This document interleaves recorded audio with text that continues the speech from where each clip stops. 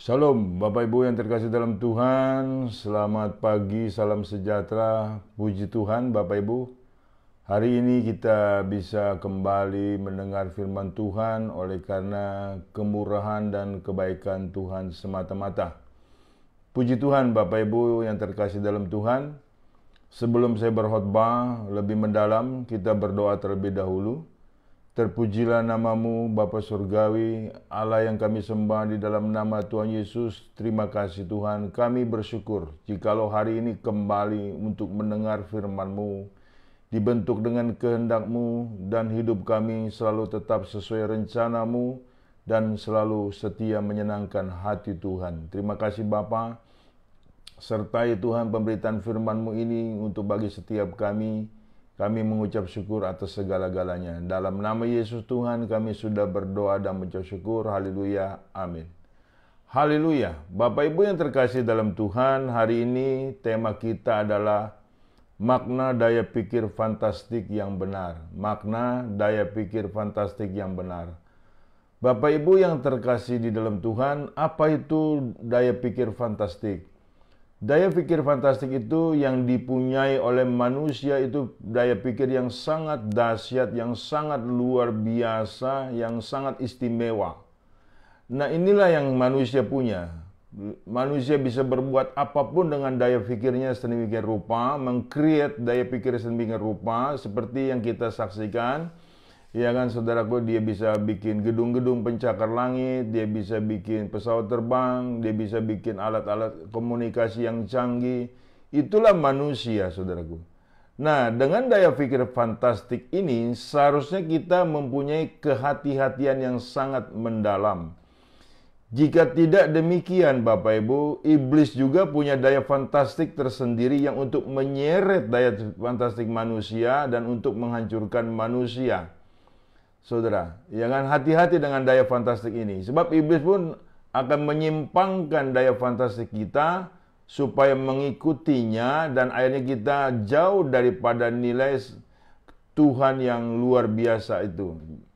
Kita lihat saudaraku, pertama kali iblis jatuh dalam dosa karena dia mempergunakan daya fantastiknya untuk melawan Tuhan, untuk menggantikan kedudukan Tuhan. Nah ini kita lihat saudaraku di Yesaya 14 ayat 12 sampai ayat 15. Yesaya 14 ayat 12. Wah, engkau sudah jatuh dari langit, hai bintang timur, putra fajar. Engkau sudah dipecahkan dan jatuh ke bumi, hai yang mengalahkan bangsa-bangsa. Engkau yang tadinya berkata dalam hatimu, aku hendak naik ke langit, aku hendak mendirikan tahtaku mengatasi bintang-bintang Allah, dan aku hendak duduk di atas bukit pertemuan jauh di sebelah utara. Aku hendak naik mengatasi ketinggian awan-awan, hendak menyamai yang maha tinggi. Sebaliknya, ke dalam dunia orang mati engkau diturunkan ke tempat yang paling dalam di liang kubur. Ini kejatuhan iblis. Awalnya Lucifer ini adalah saudaraku di tempat yang terhormat sebetulnya. Dia adalah pemimpin pujian dan untuk kepada Tuhan. Akan tetapi daya fantastiknya ingin menggantikan Tuhan dan akhirnya dihancurkan. Akhirnya dibuang ke liang yang kubur yang paling dalam. Nah, ini dia ulang kembali kepada Adam Hawa, saudaraku. Ingat baik, iblis selalu memakai daya fantastiknya untuk menyeret manusia untuk di dalam kehendak si jahat tersebut sehingga manusia tidak lagi selaras dengan daya fikir yang Tuhan punya, tidak lagi selaras dengan seperasaan dengan Tuhan. Seharusnya tidak demikian. Tatkala kita tahu bahwa ini adalah fantastik si jahat, fantastik si iblis, kita ini saudaraku tidak mau diseret olehnya. Tetapi kita tetap menyelaraskan daya fantastik kita ini saudaraku untuk menyenangkan Tuhan dan untuk memparalelkan dengan Tuhan dan untuk hanya sepikiran dengan Tuhan. Kita lihat saudaraku bagaimana Adam Hawa jatuh dalam dosa yang dijatuhkan oleh si ular itu. Di Kejadian 3 ayat 1 sampai 6. Kejadian 3 ayat 1 sampai 6. Adapun ular ialah yang paling cerdik dari segala binatang di darat yang dijadikan oleh Tuhan Allah. Ular itu berkata kepada perempuan itu, tentulah Allah berfirman, semua pohon dalam taman ini jangan kamu makan buahnya bukan? Lalu sahut perempuan itu kepada ular itu, "Buah pohon-pohonan dalam taman ini boleh kami makan. Tetapi tentang buah pohon yang ada di tengah-tengah taman, Allah berfirman, jangan kamu makan ataupun raba buah itu, nanti kamu mati." Tetapi ular itu berkata kepada perempuan itu, "Sekali-kali kamu tidak akan mati. Tetapi Allah mengetahui bahwa pada waktu kamu memakannya, matamu akan terbuka, dan kamu akan menjadi seperti Allah, tahu tentang yang baik dan yang jahat." Perempuan itu melihat bahwa buah pohon itu baik untuk dimakan dan sedap kelihatannya. Lagi pula pohon itu menarik hati karena memberi pengertian. Lalu ia mengambil dari buahnya dan dimakannya dan diberikannya juga kepada suaminya yang bersama-sama dengan dia, dan suaminya pun memakannya. Saudara lihat, ular ulang kembali nilai-nilai fantastiknya untuk mengajak si Adam Hawa, saudaraku, untuk menyamai dirinya dengan Allah. Dan untuk memakan buah yang Tuhan larang. Nah ini saudaraku, dan akhirnya Adam Hawa termakan dengan daya fantastik iblis, sehingga dihancurkannya dan terputus hubungan dengan Tuhan. Nah ini yang harus kita hati-hati di dalam daya fantastik yang kita punya. Jikalau hari ini Bapak Ibu engkau sedang memikirkan, sedang membuat satu imajinatif berdosa, itu daya fantastik iblis. Supaya nilai-nilai dirimu itu rusak kembali, gambaran Allah yang di dalam dirimu itu dirusakkan kembali, padahal sudah dipulihkan melalui darah Yesus Kristus, supaya engkau hancur kembali. Nah itu kita harus jangan mau. Kita harus menyelaraskan hanya kepada nilai-nilai Tuhan. Dan kita mampu kok untuk percaya dengan adanya kuasa ilahi, kuasa Tuhan. Dan kita mampu kok oleh nilai-nilai selaras dengan Tuhan. Seharusnya kemampuan kita ini tetap bertahan di dalam Tuhan, bukan di dalam kehendak si jahat. Ini penting untuk setiap kita menyadari dalam ini. Saya banyak melihat, banyak orang-orang pintar Bapak Ibu berbuat kejahatan. Banyak orang-orang pintar berbuat kenajisan, hamba-hamba Tuhan berbuat kenajisan. Kenapa bisa? Karena mengikuti daya fantastik iblis. Sehingga dia tidak mengikuti daya fantastik yang dipunyainya oleh untuk melekat kepada Tuhan. Nah inilah satu nilai saudara penyimpangan yang sangat luar biasa yang mengakibatkan dosa dan mengakibatkan hukuman dari Tuhan datang. Saudaraku, hati-hati dengan daya fantastik yang menyesatkan Bapak Ibu. Yang dalam kondisi ini kita tidak waspada. Kita harus waspada Bapak Ibu. Sebab iblis itu selalu masuk dalam pikiran manusia dan mengajaknya manusia tersebut kepada nilai-nilai yang menguntungkan dalam kedagingan tanda kutip. Pada akhirnya saudaraku ternyata ujung-ujungnya adalah maut. Kita perlu hati-hati. Nah, bagaimana supaya kita menyelaraskan daya fantastik kita yang benar untuk kepada nilai Tuhan. Nah kita sudah barang tentu harus percaya dengan firman Tuhan. Yang pertama kita saudaraku harus menyelaraskan adalah kita ini segambar dengan Tuhan.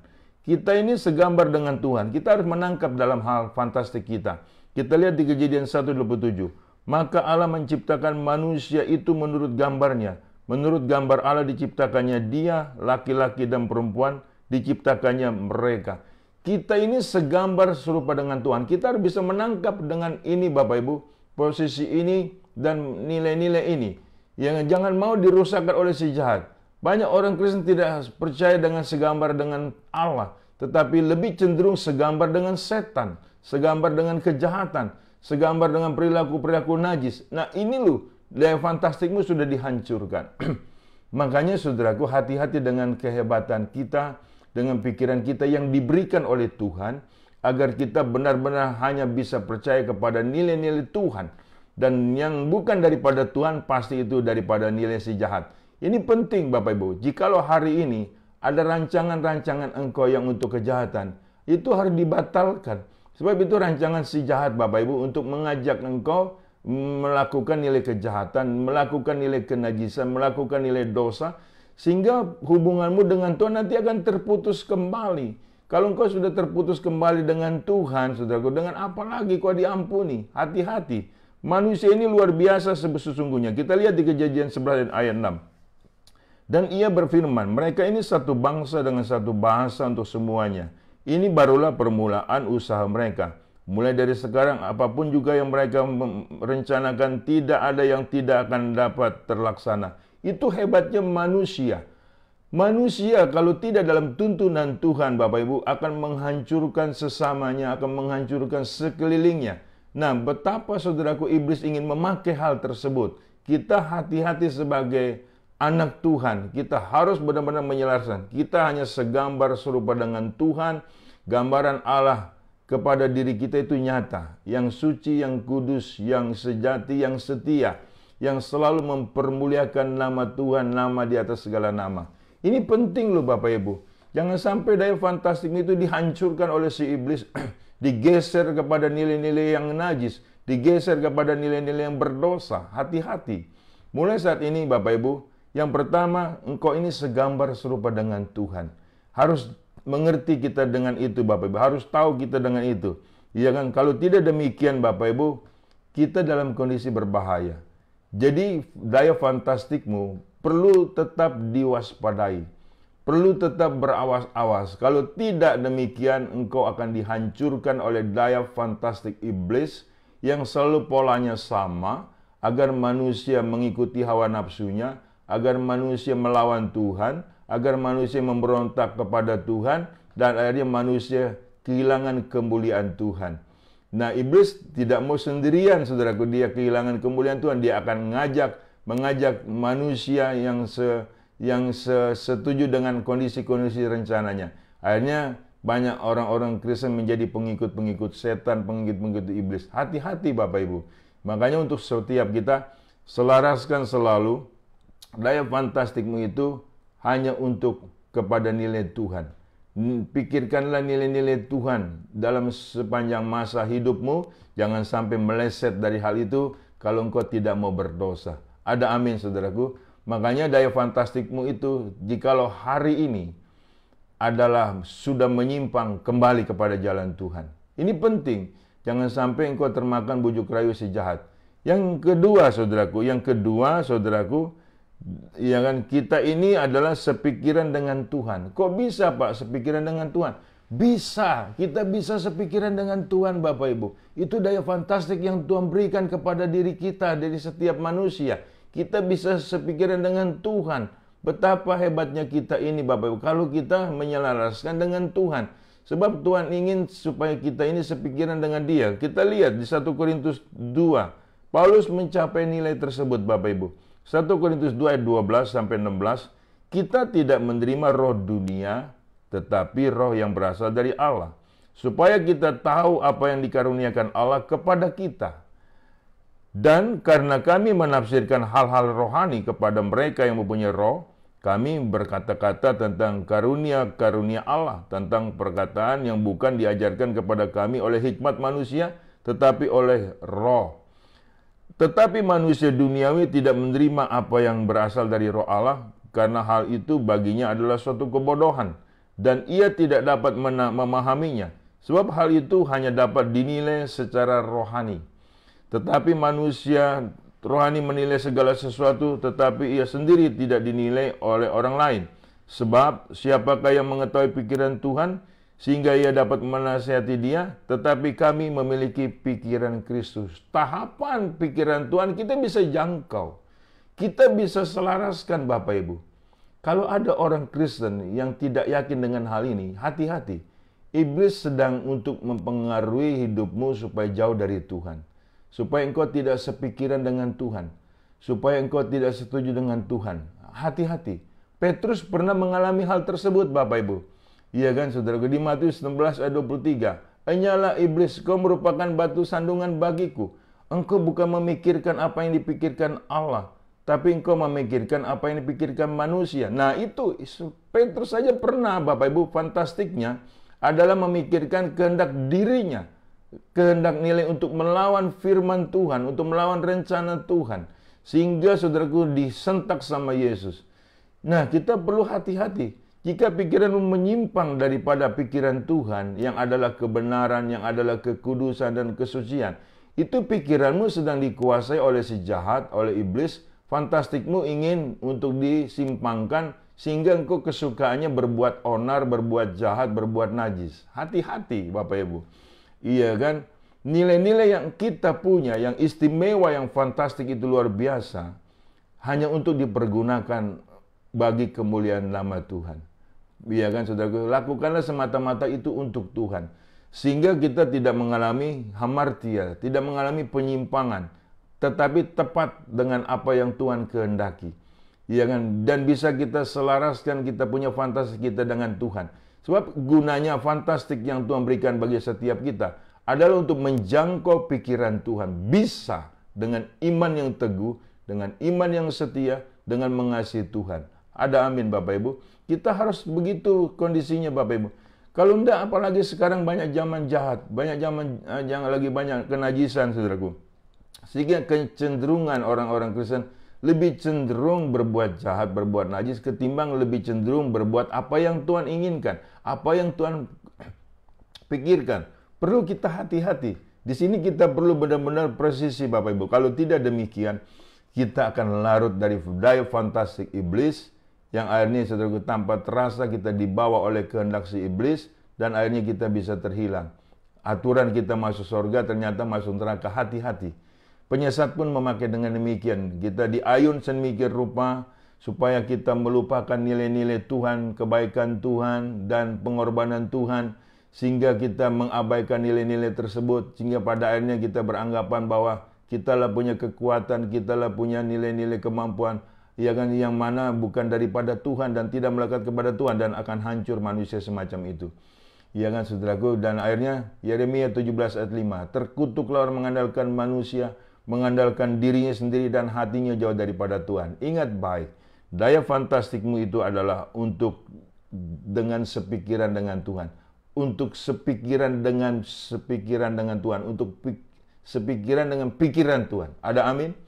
Puji Tuhan Bapak Ibu kalau Anda sudah mengerti. Yang ketiga saudaraku, seperasaan dengan Tuhan. Luar biasa. Kita bisa seperasaan dengan Tuhan loh. Bagaimana Pak rasanya? Bisa. Gunakan daya fantastikmu untuk hal tersebut. Kita lihat ya Bapak Ibu, Filipi 2 ayat 5. Ya kan sampai 11. Filipi 2 ayat 5. Hendaklah kamu dalam hidupmu bersama menaruh pikiran dan perasaan yang terdapat juga dalam Kristus Yesus. Tuh lihat, saudaraku. Yang walaupun dalam rupa Allah tidak menganggap kesetaraan dengan Allah itu sebagai milik yang harus dipertahankan, melainkan telah mengosongkan dirinya sendiri dan mengambil rupa seorang hamba dan menjadi sama dengan manusia.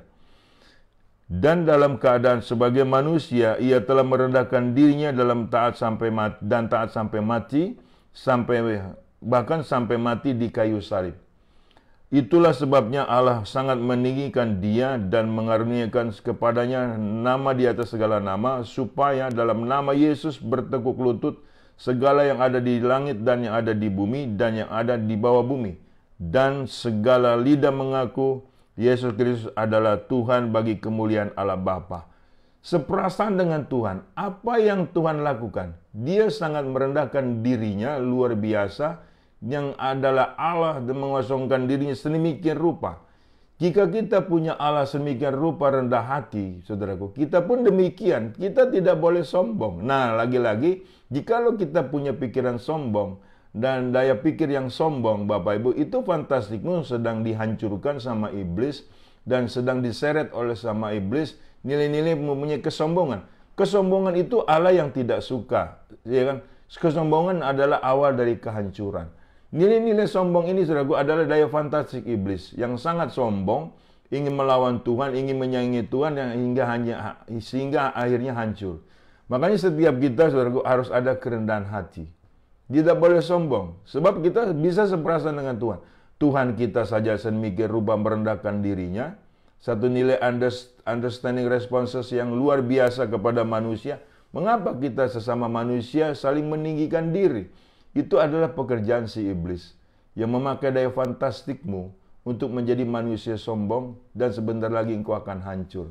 Hati-hati Bapak Ibu dengan kesombongan yang engkau punya. Ya kan? Itu dari si iblis yang ditaruh melalui daya fantastikmu, sehingga pada akhirnya engkau tidak menyadari engkau sedang melawan Tuhan, engkau sedang untuk memberontak kepada Tuhan. Makanya setiap kita harus seperasaan dengan Kristus Yesus, yaitu bentuknya kerendahan hati.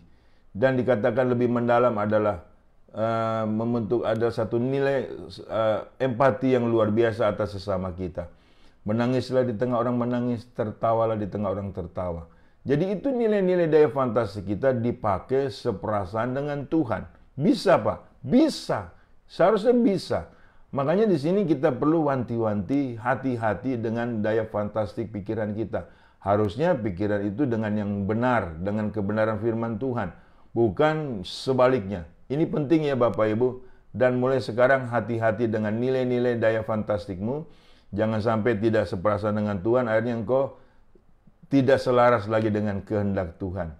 Tidak selaras lagi dengan perasaan Tuhan. Dan pada akhirnya engkau berlawanan dengan perasaan Tuhan. Banyak orang Kristen, saudaraku, Tuhan yang mengasihi, tetapi dia tidak mengasihi sesamanya. Tuhannya telah mengampuni, tetapi dia tidak mengampuni atas sesamanya. Itu daya fantastikmu dipakai oleh iblis.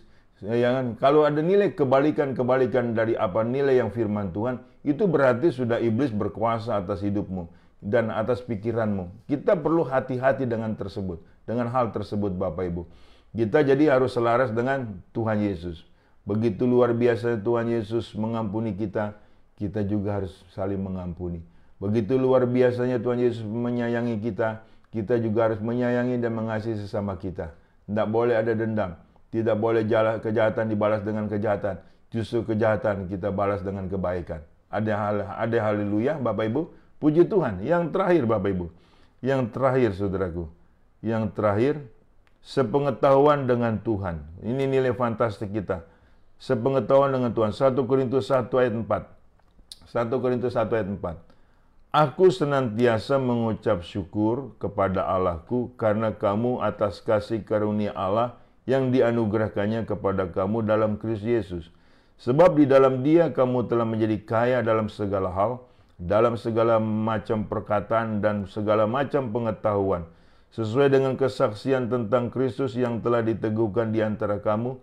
Demikianlah kamu tidak kekurangan dalam suatu karunia pun, sementara kamu menantikan penyataan Tuhan kita, Yesus Kristus.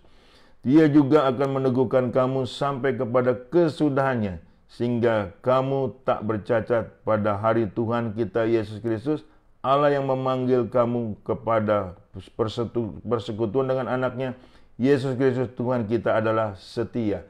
Pengetahuan inilah pengetahuan yang tetap harus kita miliki. Pengetahuan tentang bagaimana kita ini, saudaraku, ya kan, di dalam kasih karunia itu telah mendapatkan pengampunan, telah mendapatkan anugerah, telah mendapatkan satu nilai kasih karunia, telah mendapatkan satu nilai berkenannya kita kepada Tuhan. Nah ini luar biasa Bapak Ibu. Pengetahuan inilah harus bertahan di dalam hidup kita sampai kita mati. Ya kan saudaraku. Sebab pengetahuan ini saudaraku, apabila jangan meleset dari hal-hal tersebut, sehingga pengetahuan kita akan menjadi percuma dan pengetahuan kita atau daya fantasi kita akan dipergunakan oleh nilai-nilai kejahatan. Sehingga bahkan saudaraku melecehkan nilai-nilai kasih karunia itu sendiri. Berbahaya sekali saudaraku. Orang yang telah mendapatkan kasih karunia, yang sudah mendapatkan anugerah, seharusnya dia tidak mau bikin dosa lagi. Sebab ini adalah satu nilai fantastik yang sangat luar biasa, yang selaras dengan apa yang Tuhan sudah perbuat dan menghargai apa yang sudah Tuhan berkorban bagi setiap kita. Jangan sampai daya fantasimu itu, saudaraku, dihancurkan oleh si jahat, seolah-olah pengorbanan Tuhan itu menjadi senilai sia-sia, dan seakan-akan pengorbanan Tuhan itu tidak ada harganya. Nah inilah banyak sekali dilakukan praktek oleh orang Kristen. Praktek tersebut praktek nilai kejahatan dan kenajisan. Bahkan dia balik nilai-nilai kasih karunia ini. Dia kan sudah bikin dosa tidak apa-apa. Hati-hati, ini daya fantastik iblis sebetulnya. Ya kan saudaraku, supaya Anda terseret kembali kepada nilai-nilai kenajisan dan pengetahuanmu akan dirusak sedemikian rupa sehingga engkau dalam kegelapan. Sehingga engkau terputus kembali hubunganmu dengan Tuhan. Hati-hati, kita harus benar-benar mempunyai pengetahuan yang benar. Dengan pengetahuan kita yang benar bahwa kita adalah telah mendapatkan anugerah dari Tuhan. Dengan demikian kita berterima kasih, bentuk terima kasihnya kita kepada Tuhan. Jangan serahkanlah hidupmu sebagai persembahan yang kudus yang berkenan kepada Tuhan, itulah ibadahmu yang sejati. Ingat baik, pengetahuanmu akan kebenaran firman Tuhan harus bertahan sampai mati. Sebab Yesus itu adalah Allah kita yang setia. Anda harus tahu itu. Jikalau engkau tidak mau tahu soal itu, berarti daya fantastikmu akan dihancurkan oleh si jahat. Dan engkau tidak akan pernah bisa bertahan di dalam kehidupan kekal. Justru engkau akan mendapatkan kematian yang kekal. Kita lihat di Ibrani 10, saudaraku. Di Ibrani pasal 10. Ayat 26-29. Sebab jika kita sengaja berbuat dosa sesudah memperoleh pengetahuan tentang kebenaran, maka tidak ada lagi korban untuk menghapus dosa itu. Tetapi yang ada ialah kematian yang mengerikan akan penghakiman dan api yang dahsyat yang akan menghanguskan semua orang durhaka. Jika ada orang yang menolak hukum Musa, ia dihukum mati tanpa belas kasihan atas keterangan 2 atau 3 orang saksi. Betapa lebih beratnya hukuman yang harus dijatuhkan atas dia yang menginjak-injak anak Allah, yang menganggap najis darah perjanjian, yang menguduskannya, dan yang menghina ke roh kasih karunia. Lihat, pengetahuanmu yang benar adalah kita diampuni oleh karena pengorbanan Yesus Kristus, dan darahnya tercurah, itulah darah anak domba Allah yang menghapus dosa kita. Pengetahuan ini sebaiknya jangan bergeser. Sebaiknya engkau bertahan dan jangan murtad. Ini penting. Jangan sampai dihancurkan pengetahuan fantastikmu ini. Kenapa saya anggap fantastik? Iya dong, ini daya fantastik yang luar biasa. Kita nilai tahu bahwa kita diampuni itu bukan karena upaya kita, itu karena pengorbanan Tuhan. Dengan demikian, Bapak Ibu, satu nilai yang harus kita bertahan, saudara, karena kita hidup berdasarkan kasih karunia, bukan berdasarkan nilai-nilai hal-hal yang lain.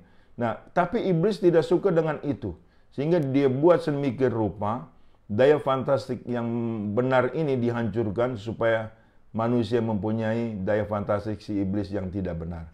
Sehingga manusia itu kesukaannya bikin dosa lagi, bikin dosa lagi. Hati-hati Bapak Ibu. Saya berharap dengan nilai fantastik kita itu, pikiran daya fantastik kita yang itu, yang benar itu, selalu benar sepanjang hidup kita. Jangan sampai bergeser dari kebenaran firman Allah.